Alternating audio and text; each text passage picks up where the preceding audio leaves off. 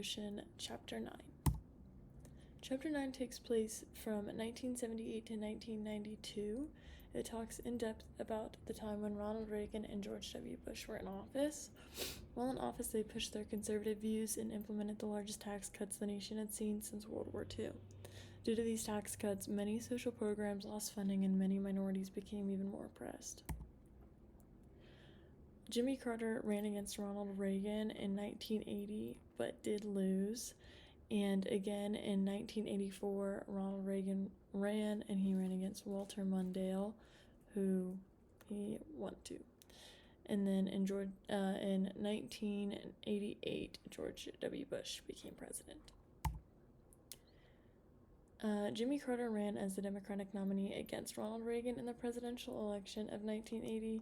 Carter promised to cut social spending while Reagan promised the nation tax cuts. While Carter was making promises to specific groups of people, Reagan had a way of speaking to the nation as a whole. Reagan was also publicly favored due to his conservatism. Because of these factors, Reagan won in a landslide victory against Carter. In the first 8 months, Reagan had implemented major tax cuts, budget cuts, eliminated many regulations, and significantly increased military spending. Through the Omnibus Budget Reconciliation Act, 57 social programs were eliminated. He chose to cut many programs that helped those with lower income and chose not to cut the programs that helped the middle class, such as Social Security and Medicare.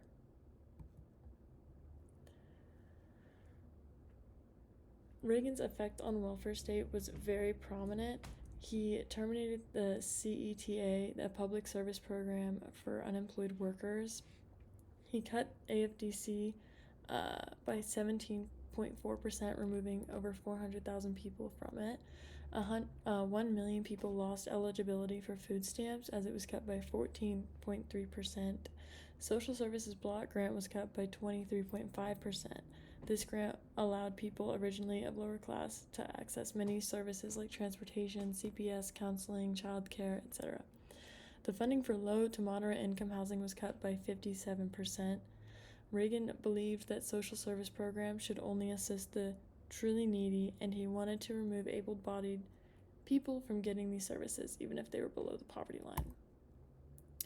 There was a great increase in oppression. From 1980 to 1992, the life of someone in the lower class was made significantly harder. They faced lower wages, reductions in social services, and an increase in Social Security taxes. There were discriminatory Asian restrictions that were fully abolished.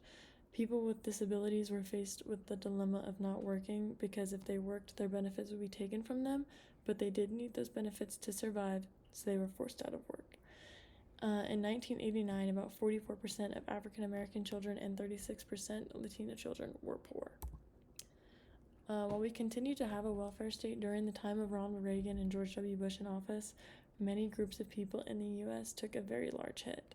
It's important to have someone sticking up for those in need while in office and to remember the importance of welfare state and social policies so that groups like that don't take as big of a hit again.